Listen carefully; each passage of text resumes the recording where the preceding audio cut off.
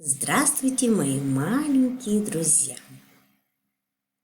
У нас сегодня урок русского языка, и мы продолжаем большой раздел «Окружающая среда». А тема сегодняшнего урока – история о маленькой гусенице. Ты продолжишь учиться рассказывать истории, записывать услышанное словосочетание с помощью учителя.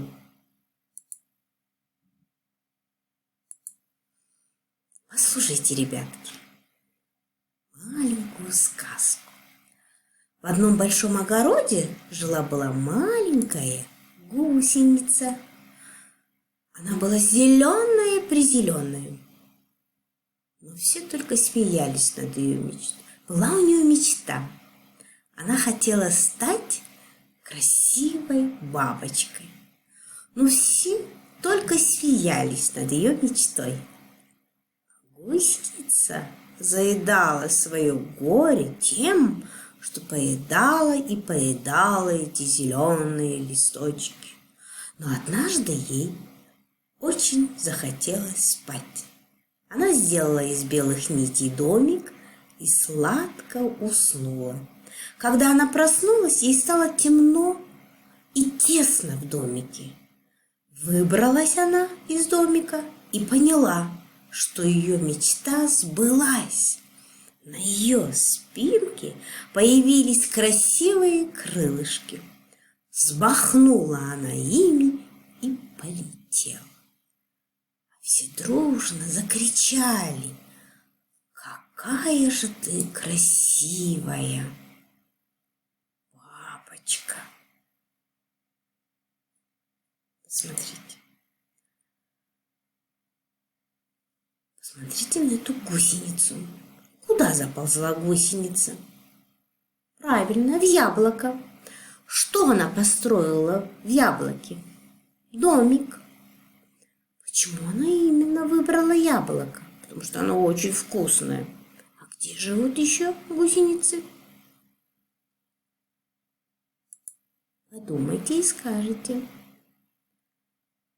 Угадайте. Спал цветок и вдруг проснулся, больше спать не захотел, улыбнулся и потянулся, взвился вверх и улетел.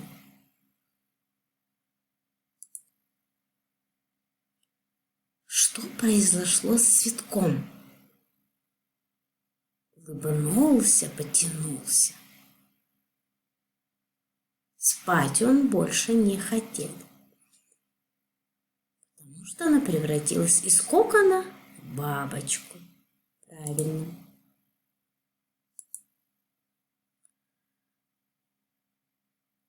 Последовательно нужно переставить рождение бабочки и повторить слова. Такая словарная работа. Яйца жұмыртқалар. Кокон жібек құрты. Гусеница жұлдыз құрт. Бабочка көбелек.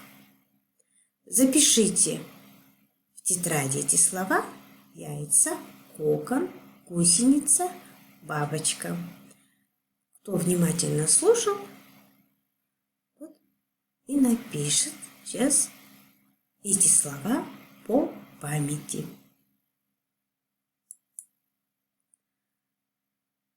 И запишите в тетради следующее задание. Такое предложение: какая же ты красивая бабочка.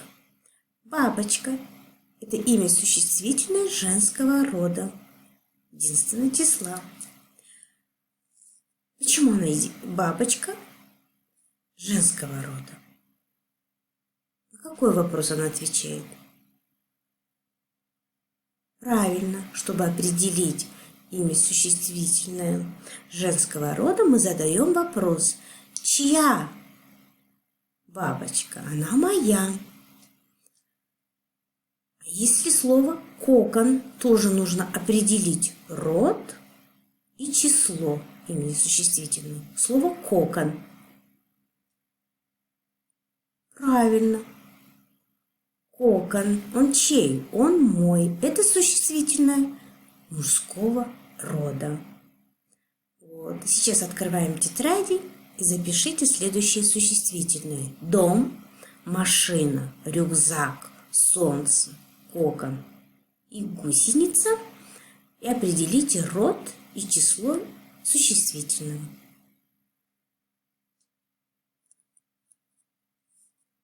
Для закрепления темы еще выполняем тестовые задания.